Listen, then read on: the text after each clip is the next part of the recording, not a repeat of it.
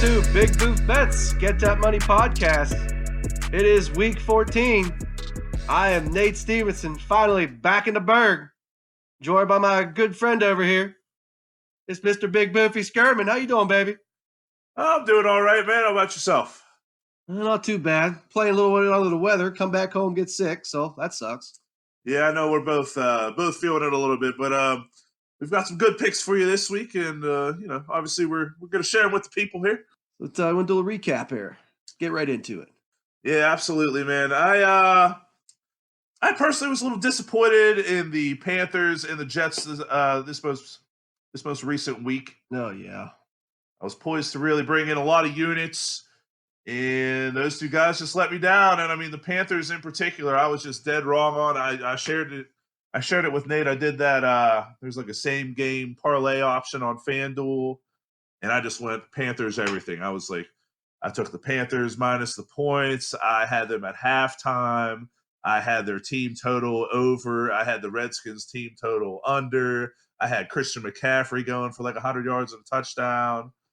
And I shared the entire thing was red. Every single one of the picks was wrong. I have never had a worse parlay in my life. It was so bad. You know, FanDuel has a bunch of great boosts. I'm surprised they don't have one that says, you know what, you just get all your money back. Yeah. If you miss them all. like some of those like college basketball pools where if you come dead last, you get your money back. Yeah, congratulations. You suck. Yeah. On a side note, Alabama screwed me on Saturday. I had a real nice like 7 or 8 pick parlay. Everything hit except for ye old Tide on the halftime full-time line. And that one could have brought home a nice payout for me, but oh well, such is life. Indeed. Overall, the podcast was a little bit down last week. We went 2-3. Our two winners were the Bills +7 on Thanksgiving over the Cowboys. And then we had the Steelers and Browns under 40 points. Our losers were the Panthers -9.5. We had the Jets -3.5. And the Bucs and the Jaguars over 48.5. So that brings our yearly percentage up to 57.4. And we are 27-20-2 for the year with the locks. Not horrible, but still could be better. Still looking to get to 60%, man. That I gotta say, man, that damn Buccaneers Jags game just pissed me off so bad. Because that seemed like a guaranteed over. And then I think the Jags turned the ball over twice in the red zone. So I mean and Foles was bad. And Foles has been horrible. Yeah. I mean, who'd have thought that actually would have been a bad signing? Yeah, I thought that was actually going to help the over. That seemed to hurt it. Mm-hmm. They're going back to Minshew this week. We'll hit that later. Yeah, such is life. Yes, sir. All right, buddy, ready to get into this stuff here? Yeah, let's get into week 14. All right. Let's get into our first game here. We got the Thursday night game. We got the Dallas Cowboys traveling to the Windy City to play the Bears. The Bears are currently getting 3 points at home, and the total is 43. Well, I'll tell you what, Boof. Cowboys have not played very well against good teams. But the good thing is, they ain't playing a good team this week. They're not. The Bears are a mediocre team at best. And the Cowboys certainly still have a ton to play for. Still somehow being the division leaders in what has ended up being the worst division in the NFL this year at 6-6. So definitely still a lot of motivation. Still their whole, really, realistically, it's all their goals, most of their goals still in front of them, at least the most important ones anyway. So I feel pretty good. The Bears are the much better team across the board. I actually would even say the Cowboys defense is not either about on par, if not maybe just a touch worse than the Bears. So, and I like the Cowboys a lot more on offense. They certainly have a lot more weapons, more consistent quarterback play. So I feel pretty damn good about laying the 3 points with the Cowboys this week. So I am taking that, and they are in my top 5. Yeah, it was funny. I mean, I know it didn't end up being a lock for us last week, but I know that both of us were liking the under in the Bears and Lions game. Oh my God, that was such bad. I mean, 21 points in the first quarter, and then then 21 the rest of the game, or 23 the rest of the game. I mean, that's crazy. Yeah, but anyway, they ended up hitting the over and busting that bet. But I texted Nate and I said to him, I said, the good thing about this is we're probably going to get a favorable line with the Cowboys and the Bears this coming week, meaning this week.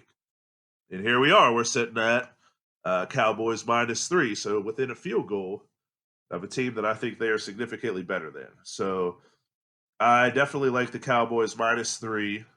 They are in my top 5, and it is Lock Thursday this week. So make sure you guys are tuning in and getting that money. Lock it in, baby. Get that money. All right, we got the next game here. Moving on to Sunday, the start of our 1 o'clock slate of games, we got the Baltimore Ravens traveling to Buffalo to play the Bills. The Ravens are laying 5.5 points, and the total is 43. So this is a real interesting line. You have the Ravens coming in at 10-2, top seed right now in the AFC, having the tiebreaker over New England. The Bills are at 9-3, definitely one of the surprise teams this year. And arguably, they could be tied with the Ravens right now if they come through in that close loss against New England at home when they only lost 16-10. I mean, they very easily could have beat New England that day, but alas, obviously they didn't. So they're 9-3. But one of the interesting takes I heard as a result of that was that if Buffalo wins that game, this line would probably be 2.5, not 5.5. Which, I mean, obviously, if you want to bet the Ravens, I would love a lot better. You're not altering the spread. So I found that very interesting, that piece of information. But at 5.5, I mean, the Bills are good enough to keep this game close, so it's a little bit too much for me as far as the comfort level. I could lean over on 43 just because of the explosiveness of Lamar Jackson, and Allen can make some plays with his legs and has gotten better at taking care of the ball in offense for the Bills. So increased offensive efficiency on the Bills' end, and the Ravens being as explosive as they are. I do like the over on this game. I'm not super comfortable with the spread, and I like the Ravens to win, which is the thing I feel the most comfortable about. Nothing top 5-able for me here, but Ravens money line is the only thing I would feel safe about putting in a parlay of any merit. I like the Ravens here. I definitely have more confidence in it than you do. I am willing to lay the 5.5 and put them in my top 5. You kind of hear people talking about if there is a weakness in the Bills, it's their run defense. If you go to the numbers, I mean, they're middle of the pack. They're like 14th as far as yards per game given up on the ground. Now, they haven't seen a rushing attack like Baltimore's, and it's the same thing that every team has to deal with when they play them. I mean, you can't replicate how good they are at blocking it and how good Lamar Jackson is at running it. So, and they happen to be able to throw the ball very well too. So, difficult to practice against, and it's not something you see against other teams either. And I don't know, the Ravens, if we go through their schedule here, their last, I think, 9 games, so they've won by 3. And then we've got that was against the Niners. Yeah, that was the Niners in sloppy conditions. And then we've got 39, 34, 36, 17 against New England, 14 against the Seahawks, 6, 3 against the Steelers. Then we got a 15. So that's 1, 2, 3, 4, 5, 6, 7, 8. 9 games, 7 out of the last 9. We're covering 5.5 points, and the over. So a lot of overs here too. I don't know. I do have confidence in it. I like the Ravens -5.5. They are in my top 5. Hey, can't argue that logic, man. The Ravens are on fire. Definitely a Super Bowl favorite. All right, next game. We're moving on to the Carolina Panthers traveling to Atlanta to play the Falcons. Panthers are getting 3 points. Total is 47. You know, a couple weeks ago, the Panthers getting 3 points in Atlanta, I'd have thought you were crazy, but it's crazy. It's crazy how much a difference how a few weeks can make a huge difference, man. Like all of a sudden, the surprising news this week: Rivera getting fired. you don't know how a team's going to respond to that. I mean, I think the general public perception is lots of times when a team gets their coach fired, they rally around, they pull a game together. See, the thing is, like my understanding is like a lot of the Panthers players really like Rivera. So this isn't like your typical like, all right, we got rid of some guy who was causing us to suck. Like a lot of the Panthers players loved Rivera. So I mean, I'm not ready to just jump on and be like, all right, the Panthers are going to circle one together here and just play a great game. Like I could see some of those guys just putting it in the tank. Like, you know what? They got rid of my guy. I'm not buying in anymore. I'm just going to collect my paycheck and just ride this one out. Like again, you can't say that for sure, but it's definitely something to be concerned about. So yeah, as a whole, not a fan of the game. Yeah, I mean it's real simple for me. I do not trust either of these teams, so I am not going to bet on them, and I recommend that neither of you guys bet on them as well. Yeah, don't play with fire, baby. All right, next game. We got the Cincinnati Bengals traveling slightly north to the city of Cleveland to play the Browns. The Bengals are getting 8.5 points, and the total is 40.5. So my big thing here is I don't know which team I'm going to get on either side of the ball here. Now I say that my personal belief or concern, however you want to slice this, is that the Browns having the emotional maturity of a kindergartner, knowing that their season is pretty much over now at the hands of their rivals last week. It wouldn't surprise me if they just lose this game outright to the Bengals. It would not surprise me in the least. Now, on the flip side of that, the Browns are still a team with a ton of talent. So it's also possible they could come out against a Bengals team that has one win and blow them out. And then conversely, you have the Bengals who have looked bad for the most part all year, but not as bad with Andy Dalton, and actually not terrible last week against the Jets in an upset there. So it's like one of those things where I don't know what I'm going to get. Part of me really wants to see the Bengals beat the Browns because I think it'd be hilarious. But beyond that, I'm not betting with what I want, with what I like or want to happen on my heart. I'm betting with what I feel is going to happen, and I don't know what's going to happen. Yeah, man, my first instinct when I saw this was take Cleveland and lay the points and just trust it. But I pull up the schedules here, and the Bengals over their last 3 games, they beat the Jets, they lost to the Steelers by 6, and they lost to the Raiders by 7. So their last 3 games, they would have covered a plus 8.5 spread. So I am staying away from this game. I definitely don't have enough faith in the Bengals to lay any money on them. So I'm passing on this one. All right, next game. We got the Denver Broncos at the Houston Texans. The Texans are laying 9.5 points at home, and the total is 41.5. I lean knee-jerk reaction to the Texans here, but my concern is a letdown by Houston after the big, it's not a huge upset, but the mild upset of the Patriots last week. Conversely, you have a rookie quarterback for the Broncos. You still don't know what he's fully capable of. They did beat the Chargers in his first start last week, albeit on a very questionable pass interference call at the end of the game, which cost me some units. I'm still upset about that, but sorry, getting off track here. Yeah, too big of a spread for me with the, let's just say, the concerns that I have. Low total as well. I would lean over, but again, rookie quarterback, not sure. Broncos have a solid defense. Deshaun and the boys could have an off week. I don't know. There's nothing I really feel comfortable about with this game. Yeah, I feel the same way, man. I'm definitely passing on it. If you made me, I would take the Texans minus 9.5 and just ride the Deshaun Watson train over here to victory. But I mean, Denver's coming off of a win in Drew Lock's first career start. So I mean, we're just giving the guy 9.5 points without really knowing a whole lot about him here. Texans have been inconsistent all year, so I mean, I don't want to be showing a ton of faith in them. This is another pass for me. Yeah, too many unknowns. All right, next game, we got the Detroit Lions traveling to Minnesota to play the Vikings. The Lions are getting 13 points, and the over-under is 43.5. A lot of low totals this week so far. So we have the David Blau.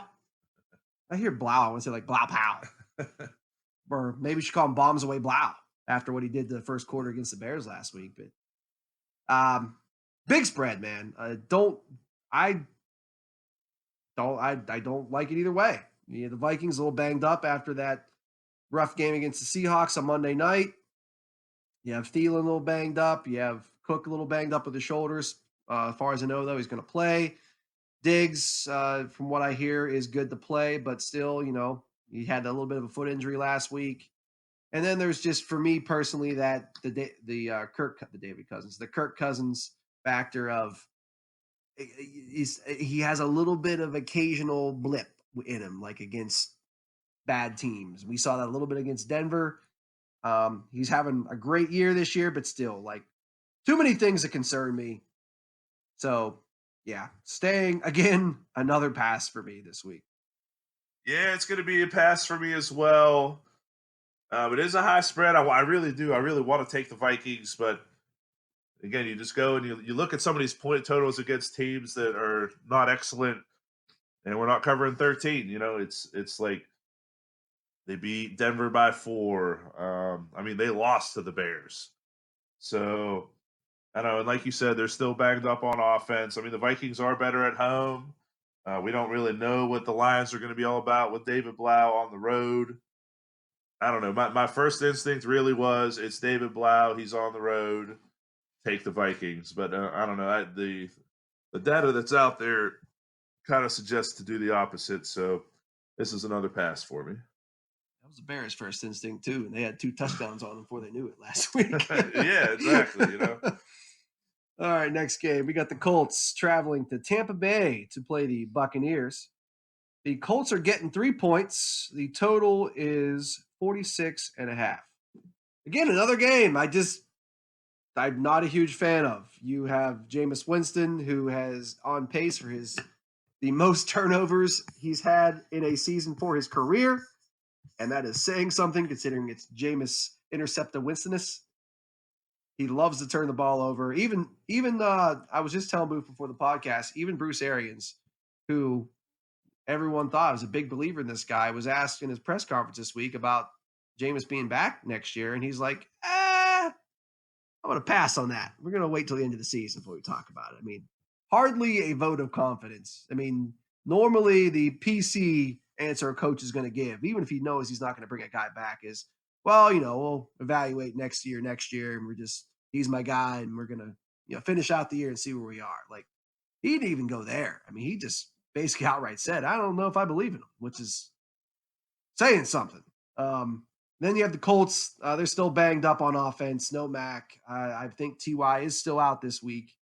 So the Colts have a solid defense. They could turn Jameis over, but Jameis could also throw 4 touchdown passes. So I'm not hugely comfortable with any of this. I would lean the over on the total, but my bigger concern there is that the Colts may not do their part, just like the Jags last week. So, again, nothing I feel comfortable about with this game. I personally am going to hit the over train one more time with the Buccaneers. So I did get burned by it last week. However, the over here is 46.5 points, and Tampa Bay has covered that 9 out of their last 10 games. The Colts, as a matter of fact, covered it in their last game, still without T.Y. and company. So I'm going to show a little faith here in my 9-1 Bucks hitting the over, and I am going to put it in my top 5. Colts and Tampa Bay over 46.5. All right, next game. We got the Miami Dolphins traveling to play the New York Jets. Dolphins are getting 5 points, and the total is 45. So public knee-jerk reaction on this game would be take the points with the Dolphins and potentially the over. This, to me, has trap all over it. Yeah, the Dolphins beating the Eagles last week and the Jets getting trounced by the Bungles. If you'd make me, I'd probably lean and lay the points with the Jets on a bounce-back week for them and potentially even the over here. But this Again, too many unknowns or unsureties for me here. So, no thanks. I like winning money, not losing money.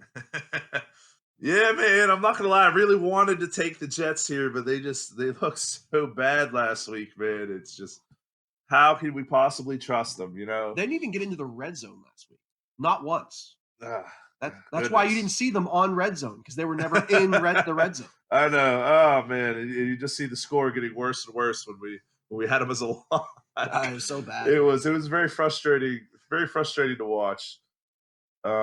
But anyway, yeah, the game is a pass. The reasons you said. So I'm ready for the next one. All right, moving on. Finally, some games we were going to get some action on here. I promise y'all. Sometimes you're just going to learn when you don't like something, do not press it. When you press and you chase, it's when you lose that cake. And we don't want to lose units, baby. We want to gain units. We're moving on to our next game, one of our favorite ones of the week here. We got the San Francisco 49ers traveling to play the New Orleans Saints.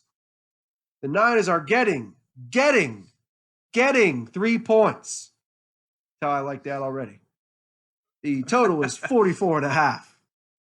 As I think I already strongly inferred, I love getting 3 points with the Niners.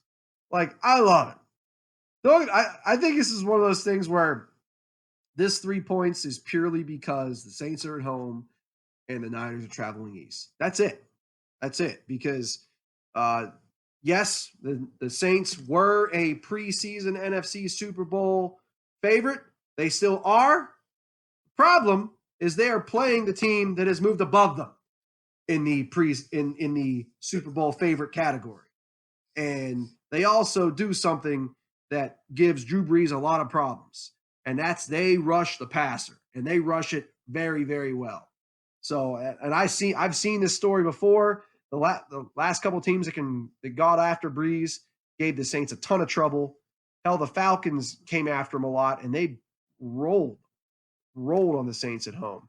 I'm not saying you can expect that every week, but the 49ers are a hell of a lot better team than the Falcons, and they do it a hell of a lot more consistently. And you're giving me 3 points. I am taking that all day. Top 5, baby.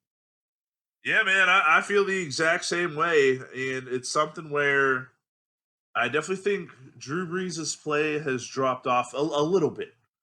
His completion percentage is still excellent, but I saw an interesting stat about where he's bottom of the league when it comes to throws.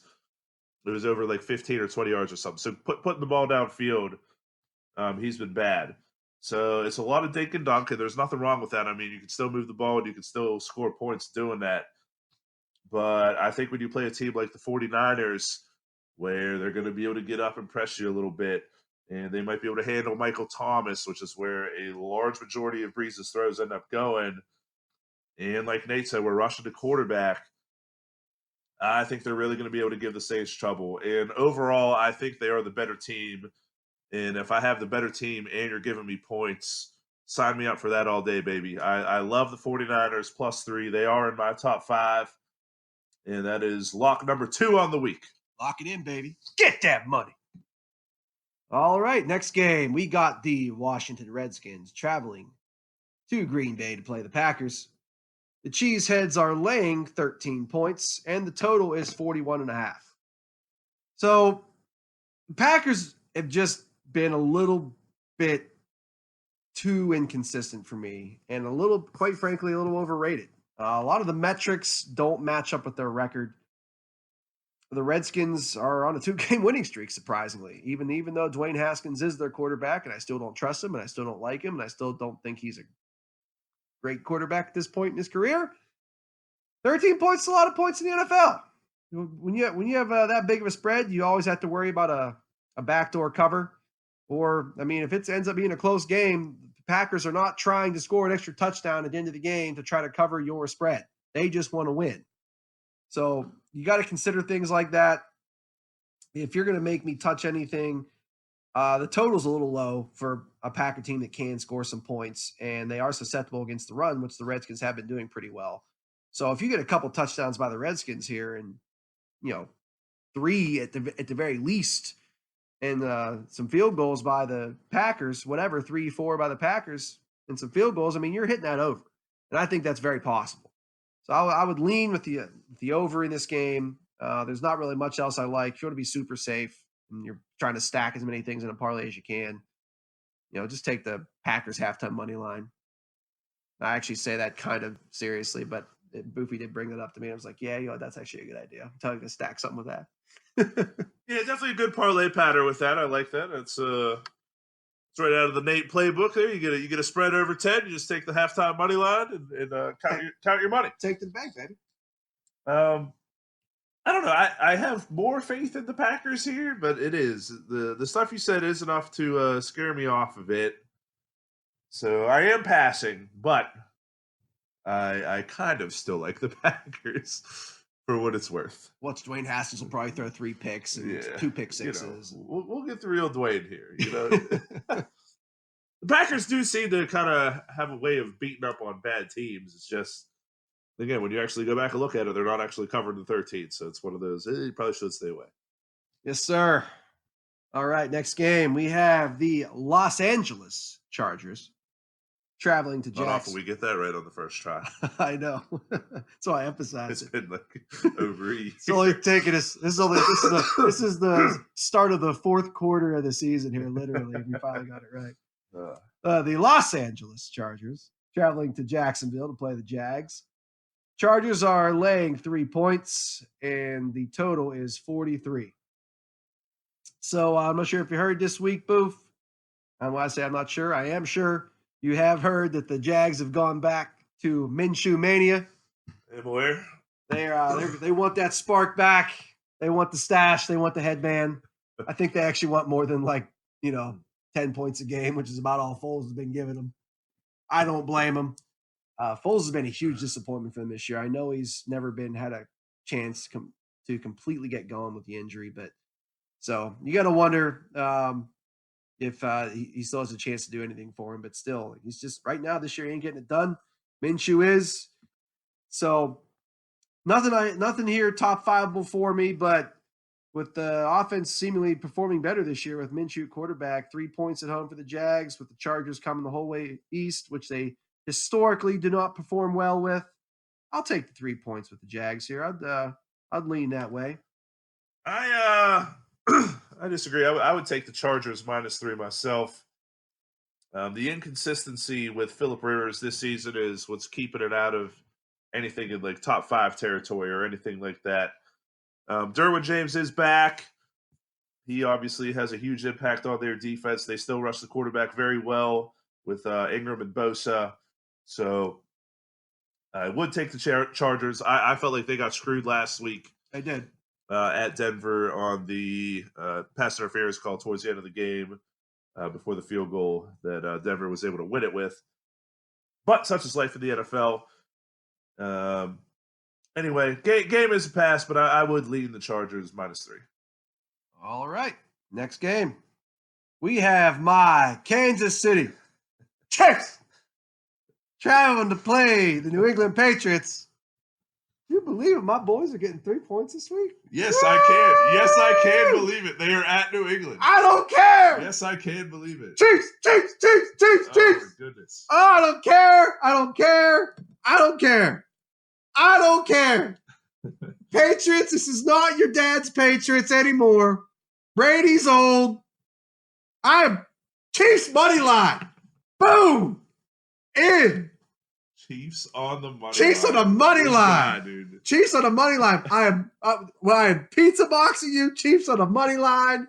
You can, if I'm taking them on the money line, I love getting 3 points. That is definitely in my top 5. I'm going to make so many units on this game. Chiefs, my boy. Enough said. Don't care. Chiefs. I'm not living in my fears, baby. Oh, my. We have New England at home, who I believe has not lost since before last season. Bound to happen. They are the so-called struggling Patriots are 6th in the NFL in points scored. I believe they are still first in points given up. And here we are. We got Nate ready to take the Chiefs on the money line at New England. I'm sorry, no way. I like the Patriots -3 at home. And you can put that up on ye old pizza box, baby. It has been boxed, and it will be delivered to Nate with a victory. Thank you very much. Chiefs! That being said, it is not quite in my top 5 because these are not your grandfather's Patriots. But I mean, they're at home. There's no way I'm picking against New England at home in December. I mean, they're still trying to play, trying to keep up with Baltimore for home field throughout the playoffs. Sorry, man, no way. You know, Boof, 2 out of every 5 times, they actually don't cover. Pretty lousy percentage to be from being that they have covered so many times, I think the odds are in my favor that they cover. They're coming off of a non-cover. They're coming off of a loss. That's right. They're going to do it again. They're starting to do. How do you think? They're starting to do non-patriot things. They're starting to do non-patriot things. I just don't understand it. I'm sorry. They're starting to do non-patriot things. Chiefs. Chiefs. Chiefs. Say it again. Chiefs. Oh, okay. All right. I'm okay. Next game. Still mildly excited about that game. We have the Tennessee Titans traveling to play the Oakland Raiders. And the Titans are laying 3 points. And somehow... Oh, man. You're killing me. I was just about to say, somehow the Titans are laying 3 points. And somehow I like them. What is wrong with the world? I like them too, man. What is wrong with the world? I like the Titans. It's crazy. They ever since they went to Ryan Tannehill, they're good. They are a competent football team. They're not only they are competent, they are legit. They seem like they seem like a legitimate, complete football team. They have a solid defense. Henry is killing on the ground, and Tannehill has actually given them balance on offense by actually being able to get the ball to their receivers who are pretty damn good. So you're giving me a field goal game here, going to the black hole where the Raiders have finally gotten back to reality with all the injuries and travel and everything else, and have lost a couple in a row and are basically fringe out of the playoff race. The Titans are looking really, really solid and have a ton to play for here. Total's 47. Not touching that because that would mean the Raiders would have to score, and I'm not confident about that against the Titans D. But I like the Titans to win by at least and probably more than a field goal. So you're guaranteeing me a push and most likely a win. I am on the train.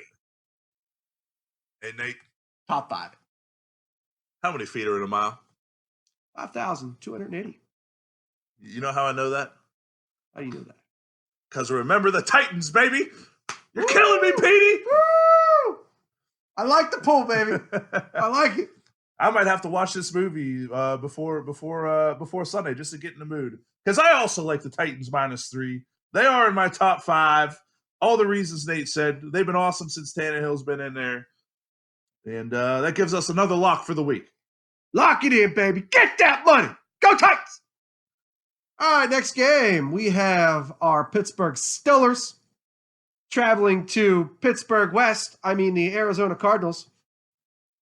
The Steelers are laying 2.5 points. Wow, a couple weeks make a difference. Steelers are laying 2.5 points. The total is 43.5. Dude, the Duck is getting it done. Defense is getting it done. I haven't said, this might be a personal record for me, I haven't said fire Tomlin in like 3 weeks. My count is 2, but go ahead. Still a personal record for you. Yeah, he's you got to start somewhere, Nate. This is good. Tomlin has been okay. It took me a lot to say that because he's actually been pretty good. Dude's doing a hell of a job this year. Still sucks at managing a game, but as far as coaching the team, otherwise he's doing a great job. And he's definitely deserving of some of the coach of the year recognition. There we go. If I can say words, coach of the year recognition he's garnered recently. So again, takes a big man to eat some crow, eat a little bit, but I'm happy because Steelers will take care of business. And I expect them to take care of business this week. That's not a top 5 game for me just because the Steelers do play a lot of close games. But I would lean laying the 2.5, and I would also lean under 43.5. You have a slightly hobbled Kyler Murray. The Cardinals have showed some regression in past weeks. And like I said, the Steelers D is getting it done this year. So don't expect a lot of points, and I expect the Steelers victory. Yeah, man, I kind of feel the same way. I was definitely liking the under in the game. My only problem with that is if you look at the Cardinals' last, I think 3 games, they were well over the 43.5. 2 of them were against San Francisco, who obviously has an excellent defense. Not necessarily the same style as Pittsburgh, but still an excellent defense nonetheless. And both of those games were in the 50s. So I got scared away from the under in that one. As far as the Steelers winning it, I like it, but I am afraid of my homer bias here. We are going out west. So obviously it's on the road. And how much longer can the Steelers just continue to do this? I mean, they're still banged up. I mean, Juju's still not going to be playing. Pouncey is back, so that should be a boost offensively. Free Pouncey. We still got quack Duck Hodges. So I'm excited to watch the game. I would pick the Steelers minus 2.5, but take it for what it's worth. I do have the Yinzer bias going. You know what the Steelers' new kickoff return play is? I do not. What? Flying V, baby. All right, next game. We have the Seattle Seahawks traveling to Los Angeles to play the Rams in the Sunday night game. Seahawks are currently getting a point, and the total is 46.5. So, I mean, I know the Rams had a little bit of a breakout game last week. A little bit. They slaughtered the Cardinals, so I guess you could say a actual breakout game last week. But still, like, it's the Cards. The Cards are still kind of a bottom tier, bottom half of the league team, young team. So I don't really take much stock in that. We all know the Rams are uber talented on offense, so it's only a matter of time before they finally put it together some. The Seahawks are still like the Seahawks right now are have the tiebreaker. The Niners have the lead in the division. They are, I believe, it also makes them the number 1 seed in the NFC currently. So and yet they are slight underdogs at the Rams, who as of 2-3 weeks ago were all crapping on because they've just been underperforming. I'm sorry. Everything just doesn't change in a couple of weeks with one good game against a not good team. So I don't think you can go wrong picking the Seahawks and what's basically a pick 'em here. However, my favorite bet in this game is the over 46.5. I think you are pretty safe with that. You're dealing with 2 teams who have scored a lot and give up a decent amount of points. I believe the first game was 30-29. So simple math, 59 points. I believe just about every Seahawks game goes over that total. And the Seahawks defense, contrary to popular belief, is not the Legion of Boom it used to be. So they will give up some points through the air. So over 46.5, top 5 that for me, baby. Yeah, I agree. 46.5 is definitely my favorite pick in the game, taking the over. Like you said, the first game they played was 30-29. The Seahawks have covered 46.5 in 7 of their last 9 games. The first game that they played was actually in Seattle. The Rams offensively in particular are definitely better at home. And I think that the Seattle offense is one that's pretty much going to be just as good no matter where they're playing. I think Russell Wilson just has that effect. And again, he's playing at that MVP caliber level this year where their offense is going to be good no matter what stadium they're playing in. So you might see even more points than we had in the first one. I love over 46.5. That is in my top 5, and that gives us another lock for the week. Lock it in, baby. Get that money. All right, we're moving on to the Monday night game. We got the Giants playing the Philadelphia Eagles in Philly. Giants are currently getting 9.5 points. Total is 45.5. No Daniel Jones. Eli Manning is back in because of the Jones injury. I don't care. I still don't like this game. The Giants, we already know, suck. The Eagles have surprisingly sucked even though they've had a lot of injuries, there's no way they should have lost to the Dolphins.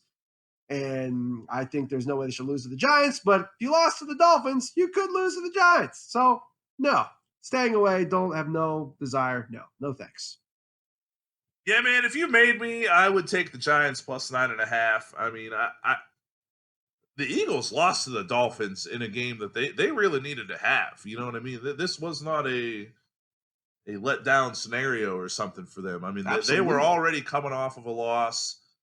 Alshon Jeffrey was back. I mean, they were starting to be able to get rid of the excuses of being able to blame it on all the injuries and stuff. You know what I mean? And they lost at Miami. So, I mean, this to me is not a good football team. If you made me, I would take the Giants. Problem is the Giants are also not a good football team, and they're on the road, and they're going back to the QB that they had already moved on from earlier in the season, and they are banged up themselves. So all that is enough to scare me away.